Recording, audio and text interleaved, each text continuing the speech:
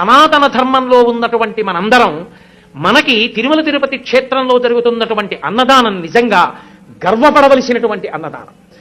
మీరు వెళ్ళి చూడండి, అక్కడ ఇప్పుడు ఒక పెద్ద గోడ ఒకటి ఆ నిర్మాణంలో వచ్చింది. ఆ గోడ మీద ఒక అద్భుతమైనటువంటి చిత్రాన్ని రూపకల్పన చేస్తున్నారు. సలహాలు ఇమ్మని కోరుతూ పుస్తకాలు పెట్టారు. అక్కడ శ్రీశైల క్షేత్రంలో బయలుదేరి త్రిపురాంతకం వచ్చి, త్రిపురాంతకంలో బయలుదేరి మహానంది వచ్చి, మహానందిలో బయలుదేరి అహోబల క్షేత్రం వచ్చి, అహోబల క్షేత్రంలో బయలుదేరి తిరుమల వస్తాయి. ఈ మధ్యలో ఉన్నటువంటి కొండలు పరమ పావనమయ్యా నంది మండలము అది ఎలా ఉంటుందో ఒక ఊహాచిత్రంగా ఊహిస్తే, ఆ కొండల మధ్యలోంచి ఎన్నో కొండలు, ఇన్ని కొండల మధ్యలో ఉన్నటువంటి ఈ క్షేత్రములను, కొండ మీద ఉన్న క్షేత్రాలకి ఉన్న మార్గం ఒక పెద్ద పాము మిలికలతో పడుకున్నట్టుంటుంది. అది వెంకటాచలం దగ్గరికి వచ్చేటప్పటికి పడగలు విప్పి శేషుడు అవుతుంది. దాని మీద ఆనంద నిలయం ఒక మణి అవుతుంది. ఆ మణి